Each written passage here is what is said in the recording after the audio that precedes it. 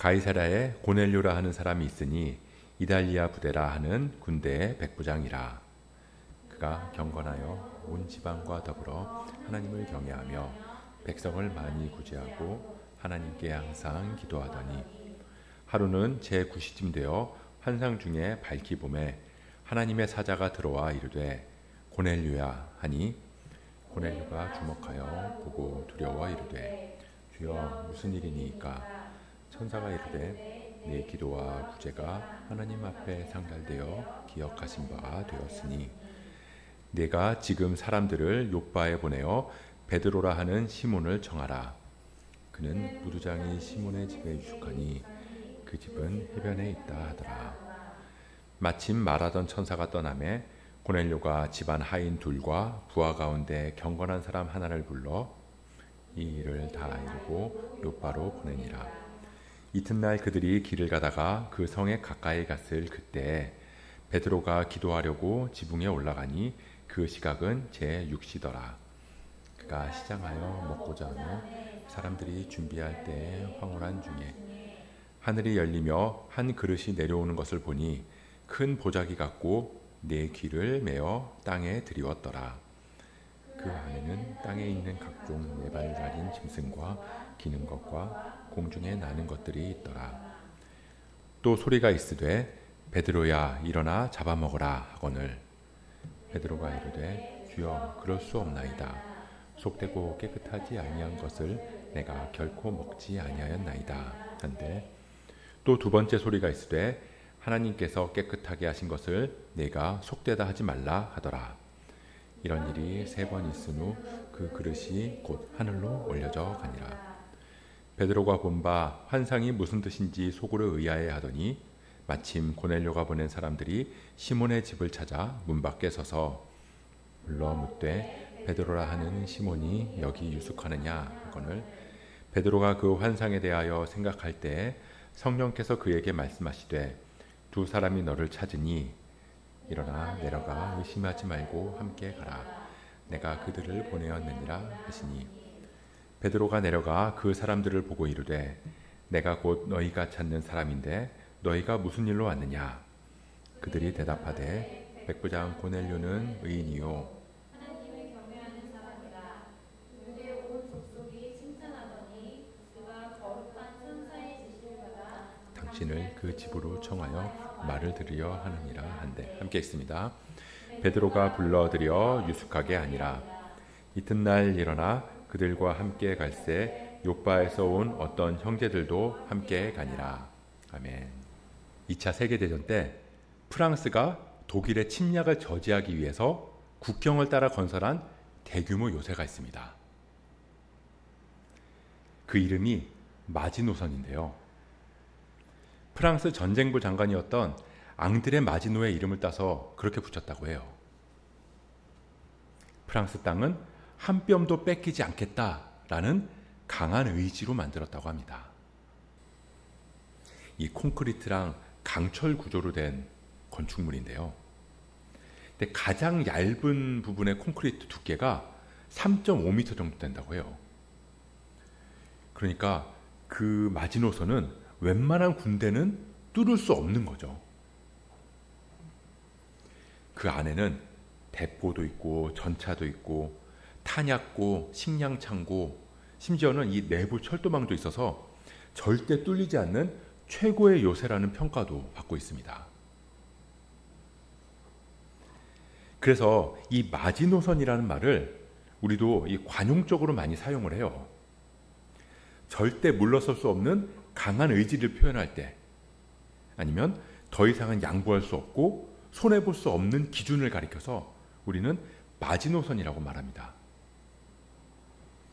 최후의 보루, 마지막 방어선이라는 거죠. 이거 뚫리면 다 끝난다는 거예요.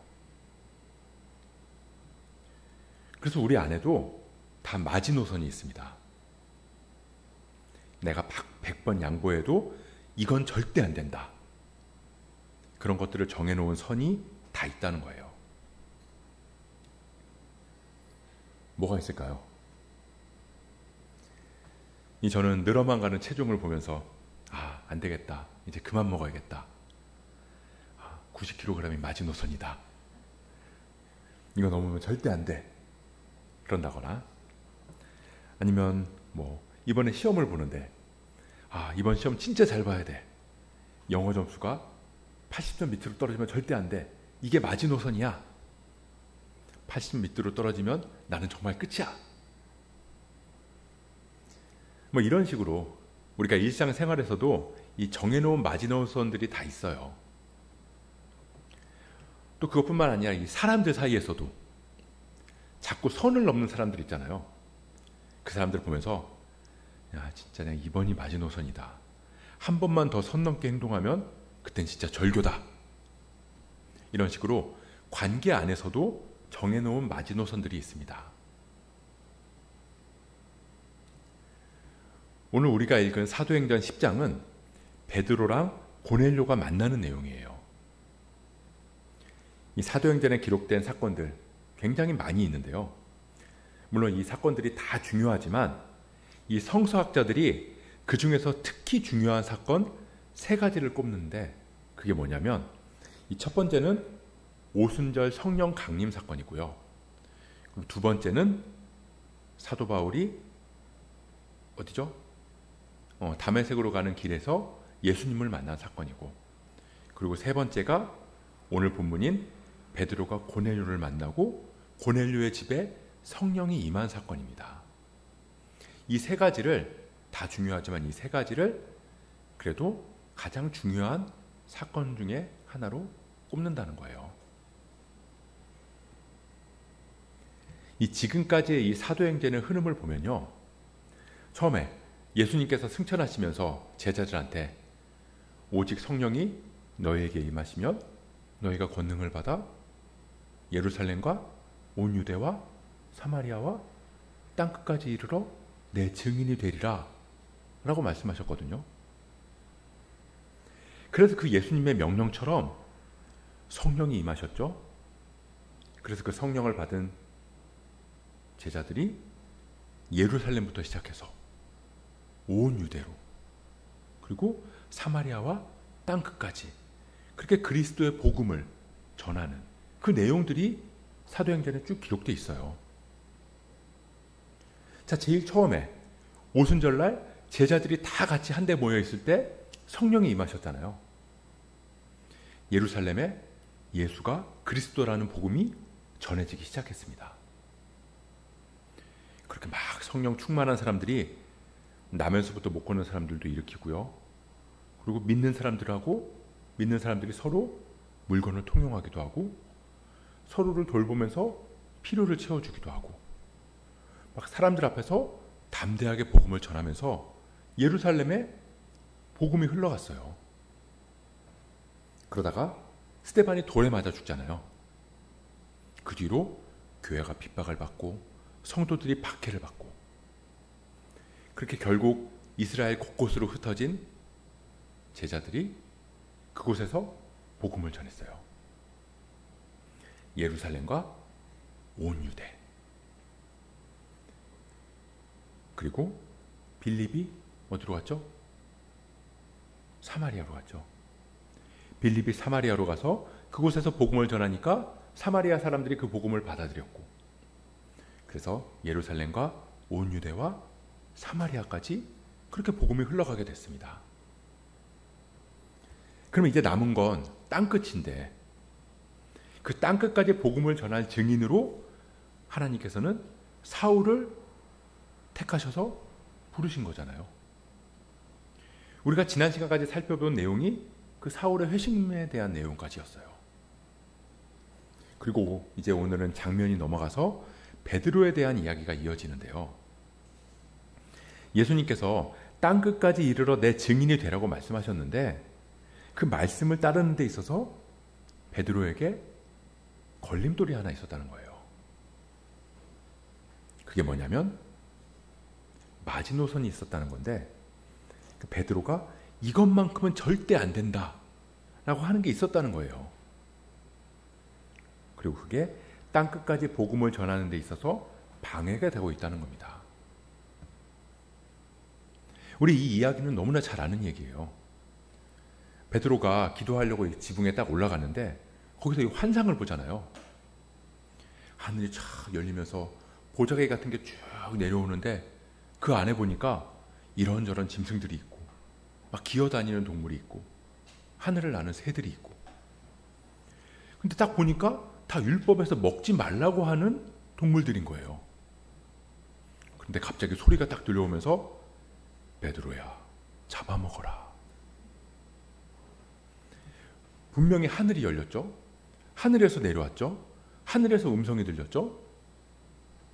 그럼 이게 분명히 하나님께서 보내주신 게 확실한 건데, 그런데 베드로의 반응 어떤가요? 예, 주님, 제가 말씀대로 행하겠습니다. 그랬나요? 아니죠. 주님, 그럴 수 없습니다. 라고 했다는 거예요. 그걸 몇 번 했냐면 3번 했어요. 3번. 잡아먹어라. 안 됩니다. 잡아먹어라. 안 돼요. 잡아먹어라. 안 된다고요. 그리고 나서 그 동물들이 다시 하늘로 올라가는 환상을 봤어요. 이 3번이나 거절했다는 건 절대 안 하겠다는 이 강한 의지거든요. 근데 생각해보면 너무나 당연한 거예요. 이 베드로, 지금까지 태어나서 한 번도 부정한 짐승을 먹어본 적이 없거든요. 먹어본 적이 없는 것뿐만 아니라 그런 걸 먹는 상상조차 해본 적이 없다는 거예요. 그러니까 쉽게 받아들일 수 없었던 거죠. 만약에 제가 여러분들한테 지나가는 사마귀를 보면서 사마귀를 딱 주면서 먹어라. 못 먹는다고 하겠죠. 다시 한번 먹어라. 또 못 먹는다고 할 거예요. 먹어라. 못 먹는다고 할 거예요. 사마귀를 먹는 거 지금까지 태어나서 한 번도 상상해 본 적이 없으니까요. 그걸 먹는 음식으로 생각해 본 적조차 없는 거예요. 그러니 당연히 아빠가 얘기하든 할아버지가 얘기하든 그 누가 얘기해도 못 먹는다고 할 수밖에 없는 거죠.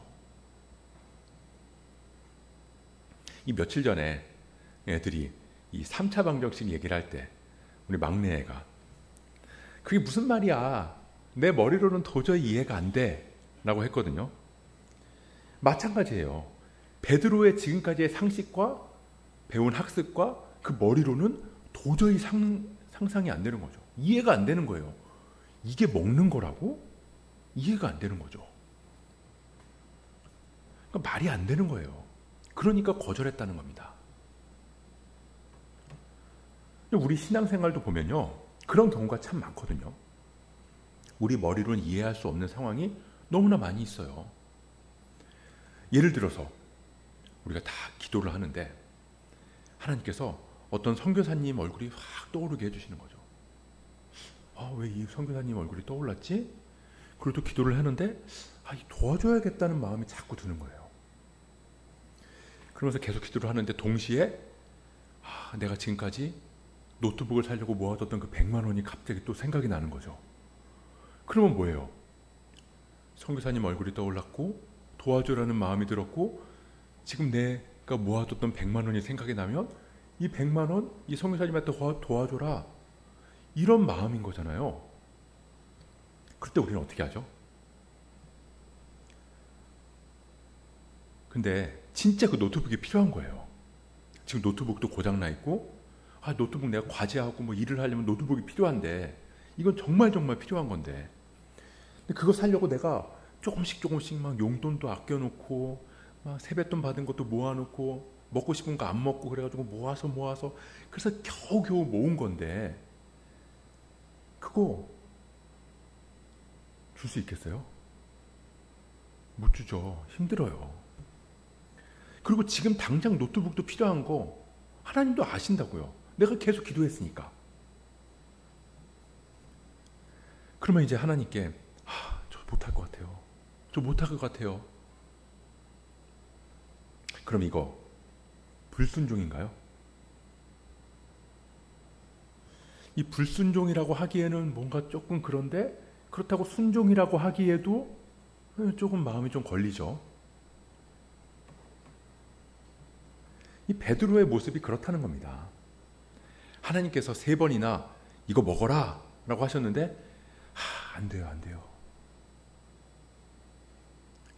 근데 거기서 베드로는 끝난 게 아니라 그게 무슨 뜻인지 계속 생각하고 묵상했다는 거예요. 우리 오늘 같이 읽었던 본문 9절부터 17절까지의 말씀 같이 한번 읽어보도록 할게요. 오늘 본문 9절부터 17절의 말씀 함께 읽어보겠습니다. 시작. 이튿날 그들이 길을 가다가 그 성에 가까이 갔을 그때 베드로가 기도하려고 지붕에 올라가니 그 시각은 제6시더라. 그가 시장하여 먹고자 하매 사람들이 준비할 때에 황홀한 중에 하늘이 열리며 한 그릇이 내려오는 것을 보니 큰 보자기 같고 내 귀가 메어 땅에 드리웠더라. 그 안에는 땅에 있는 각종 4발 가진 짐승과 기는 것과 공중에 나는 것들이 있더라. 또 소리가 있으되 베드로야 일어나 잡아먹어라 하거늘 베드로가 이르되 주여 그럴 수 없나이다. 속되고 깨끗하지 아니한 것을 내가 결코 먹지 아니하였나이다 한데 또 2번째 소리가 있으되 하나님께서 깨끗하게 하신 것을 내가 속되다 하지 말라 하더라. 이런 일이 3번 있은 후 그 그릇이 곧 하늘로 올려져 가니라. 베드로가 본 바 환상이 무슨 뜻인지 속으로 의아해 하더니 여기까지. 우리는 보통 내가 이해되지 않아도 무조건 따르는 걸 순종이라고 생각할 때가 많이 있어요. 물론 그런 순종도 필요할 때가 있거든요. 하지만 하나님께서는 우리가 이해가 안 되는데도 그냥 무조건 알았다고 하면서 따라가는 거 바라지 않으신다는 거예요. 우리 머리로 이해 안 된다는 것도 하나님은 다 알고 계시거든요. 그래서 야, 너 그것도 이해 못하냐? 라고 책망하지 않으세요. 충분히 고민하고 충분히 생각하고 충분히 시간을 가져야 된다는 거 하나님 아시고 허락하신다는 겁니다. 이게 도대체 무슨 뜻인가? 왜 하나님은 나한테 이런 환상을 보여주셨을까?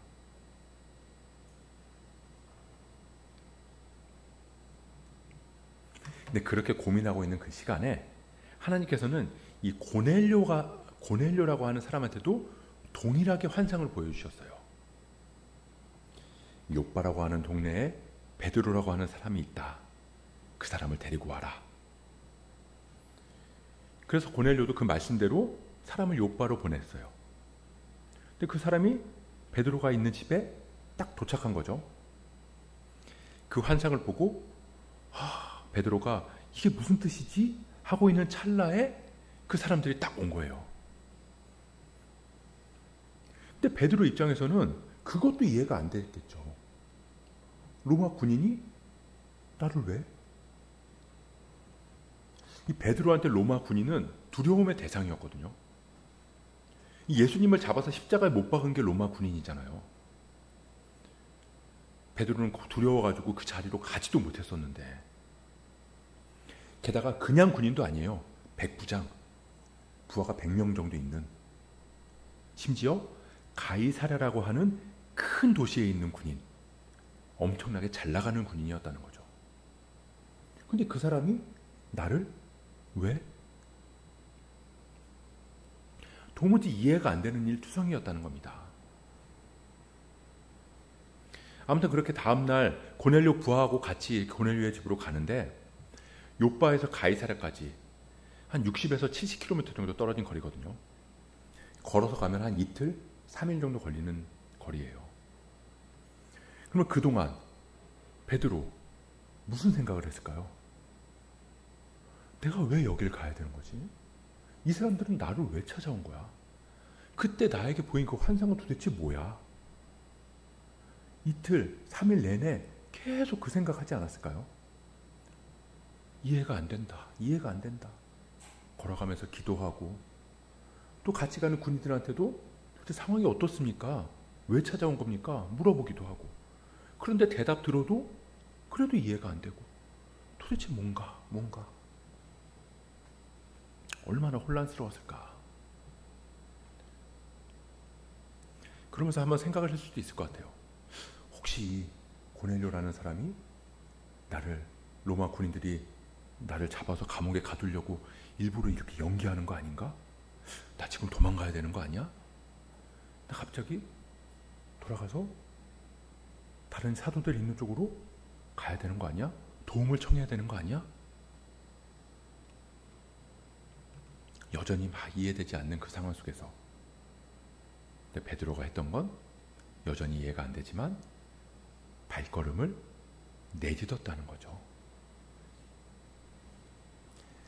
그러니까 다시 말하지만 이 순종은 묻지도 따지지도 않고 시킨 대로 하는 게 아니에요.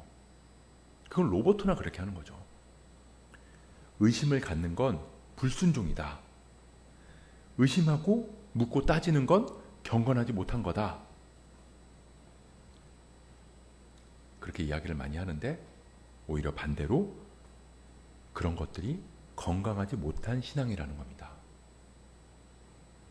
오히려 순종은 이해가 안 되면 묻기도 하고 따지기도 하고 생각하고 고민하고 의심하면서 그러면서 하나님의 뜻을 찾으려고 발버둥 치는 거예요. 그게 순종이라는 겁니다. 하지만 단 하나, 하나님을 신뢰하는 마음으로 그렇게 그럼에도 발걸음을 내딛는 거죠. 그럼 베드로는 하나님의 뜻 언제 깨달았을까요? 환상을 봤을 때도 몰랐고요. 군인들이 찾아왔을 때도 몰랐고, 군인들을 따라서 고넬료의 집으로 가는 길에도 몰랐고, 고넬료의 집에 도착해서도 몰랐는데, 고넬료가 자신에게 있었던 일들, 하나님이 보여주시는 환상 이야기들을 하고 나서 그 이야기를 다 듣고 나서야 그때서야 비로소 하나님의 뜻을 베드로는 깨달았다는 거예요. 이 10장 1절부터 시작된 이야기가 34절에 가서야 이해가 됐다는 겁니다. 우리 34절, 35절 말씀 같이 읽어볼게요. 34절, 35절 말씀 시작. 베드로가 입을 열어 말하되 내가 사도로 하나님은 사람의 외모를 보지 아니하시고 각 나라 중 하나님을 경외하며 의를 행하는 사람은 다 받으시는 줄 깨달았도다. 만약에 베드로가 아무 의심도 안 하고 아무 생각도 안 하고 순종을 했다면, 그러니까 고민하고 하나님의 뜻을 찾으려고 막 발버둥하지 않고 그냥 시키니까 시키는 대로 그냥 따라 했다면, 그렇다면 이런 깨달음을 얻을 수 있었을까요? 얻을 수 있었겠죠. 하지만 그 깨달음을 얻는 게 의미는 없었다는 거예요. 의미 없죠. 깨달음을 주시든 말든 어차피 나는 시킨 대로 해야 되는 거니까요. 어차피 하나님의 뜻을 알든 모르든 그냥 시키는 대로 하면 되는 거니까. 그러니까 그 깨달음을 알았다고 해도 그게 내 행동을 바꾸고 나를 변화시키는 데에는 아무 의미가 없었다는 거예요. 이해 안 되는 하나님의 뜻, 하나님의 말씀, 하나님의 명령, 그거 깊이 고민하는 거. 내 삶의 마지노선, 그걸 무너뜨릴 때 하나님을 붙들고 씨름하는 거. 말씀이랑 씨름하고 묵상하고 고민하고 그렇게 해야지만 하나님의 뜻을 더 깊이 깨달을 수 있고요. 그런 일들이 하나하나 쌓여 나가야 더 완전한 순종의 길로 우리는 나아갈 수 있다는 겁니다. 근데 궁금한 게 하나 있죠. 하나님께서는 베드로한테 왜 직접적으로 말씀하지 않으셨을까? 아니 뭐 환상 이런 거 보여주시고 굳이 힘들게 그 사람들 오고 가고 이런 거 없이 그냥 베드로한테 말씀으로 딱 나타나셔서 내가 너희한테 말한 거 기억나지? 너희 성령 임하면 권능 받아서 예루살렘과 온 유대와 사마리아와 땅끝까지 내 증인이 되어야 된다는 거. 그래서 내가 땅끝까지 그 로마까지 복음을 전하려고 하니까 너 지금 고넬료라고 하는 사람 가서 만나. 그 사람에게 복음을 전해. 이렇게 한 방에 하시면 되잖아요. 그러면 베드로가 이해 안 된다고 고민할 필요도 없고 순종하지 못할 이유도 없고 네 알겠습니다. 그러고 나가서 가면 되잖아요. 근데 이렇게 알려주시면 너무너무 좋을 것 같은데 근데 굳이 복잡하게 환상 보여주셔서 3번이나 뭐 말도 안 되는 거 먹으라고 그러고 그 시간에 또 군인들 와가지고 그 시간에 고넬료한테 환상 보여주셔서 군인들 보내고 군인들 따라서 3일 길 걸어가게 하시고 가면서도 내내 걱정하고 의심하고 그런 상황들 벌어지게 하시고 굳이 왜 그런 일들을 하나님께서는 버리셨을까? 그냥 딱 보면은 너무너무 불필요한 일들 같잖아요. 근데 하나님께서 이렇게 하시는 이유는요. 우리가 하나님의 일을 이루는 단순한 도구가 아니기 때문이에요. 하나님은 우리를 통해서 하나님의 일을 이루시거든요. 하지만 그 일들을 이루신다고 해서 우리를 도구로만 생각하지 않으신다는 거죠. 우리 자체가 목적이 된다는 겁니다. 야, 땅끝까지 복음 전하기만 하면 너 하나쯤 어떻게 되든 난 상관없어. 하나님은 그러지 않으신다고요. 땅끝까지 전하는 거, 땅끝까지 복음을 전하는 거 하나님의 목표예요. 하지만 그 이전에 하나님께서는 우리가 복음으로 변화되는 것, 그것도 목표이신 거죠. 그래서 우리가 이해 안 되고 복잡하고 번잡스럽고 그런 모든 것들 하나님께서도 감수하시는 거예요. 한 번에 말씀하셔서 끝내셔도 되는데 이루어져라 이렇게 말 한마디로 다 이루실 수 있는데도 굳이 우리에게 복음에 방해되는 그 익숙한 것들 다 깨시고 우리가 마지노선으로 정해놨던 그 선들 다 깨시고 그러면서 우리 안에 수많은 고민과 생각과 의심들을 하게 하시고 그럼에도 내딛는 그 발걸음을 통해서 하나님께서는 우리를 복음으로 변화시켜 가신다는 거예요. 한마디로 내 익숙함, 내 기준, 내 마지노선이 다 깨져야 하나님의 일이 시작된다는 겁니다. 그래서 하나님은 우리를 가이사랴로 보내세요. 그 사이에는 우리 머리로는 이해 안 되는 일들, 그럼에도 우리는 거길 가야 하나님의 뜻을 깨달을 수 있거든요. 우리는 나 말고 다 바뀌길 바라잖아요. 내 가정이 바뀌길 바라고, 내 학교가 바뀌길 바라고, 내 직장이 바뀌길 바라고, 내 배우자, 내 자녀가 변화되기를 바라고, 그리고 내가 처한 환경들이 내가 원하는 대로 바뀌기를 다 바라요. 하지만 알죠? 하나님은 절대 그렇게 안 하신다는 거. 하나님은 그런 것들이 변하는 게 아니라 내가 바뀌길 바라세요.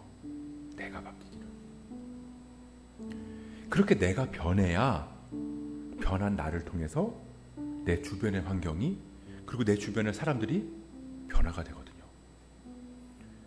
그러면서 그 사람들에게 복음이 전해지는 걸 우리 눈으로도 목도할 수 있게 되는 겁니다. 베드로의 오늘 이 변화를 통해서 우리가 나중에 보겠지만 사도행전 15장에서 이 예루살렘 회의가 열리거든요. 그때 사도 바울이랑 이 사도들이랑 엄청나게 논쟁을 해요. 이방인들에 대해서, 이방인들의 복음에 대해서 엄청나게 논쟁을 할 때 그때 이 베드로가 바울의 편에 서서 바울을 대변해 주거든요. 베드로가 힘을 실어줘요. 오늘 이 변화로 인해서 경험했거든요. 이 모든 일들을 통해서 그러니까 고넬료의 집에 성령이 임하고, 하나님께서는 유대인들뿐만 아니라 이방 사람들에게도 복음이 전해지기를 바라고 이곳에도 성령이 임재하기를 바라시는구나. 그걸 베드로는 깨달았거든요. 그래서 주님은 오늘도 우리를 불편하게 하세요. 익숙한 삶, 이것만은 절대 안 돼 라고 여기는 것들 다 깨게 하시고요. 우리를 가이사라까지, 그러니까 하나님의 뜻을 깨닫고 변화되는 자리까지 이끌어 가세요. 하지만 그 일들을 통해서 하나님은 나를 하나님의 사람으로 빚어가시고, 그런 나를 통해서 우리 가정, 내 일터, 더 나아가서는 땅끝까지 복음을 전하실 줄 믿습니다. 그렇게 우리가 이해되지 않아도, 보이지 않아도 주님을 신뢰하면서 주님의 뜻을 구하며 나갈 수 있기를 주님의 이름으로 축복합니다.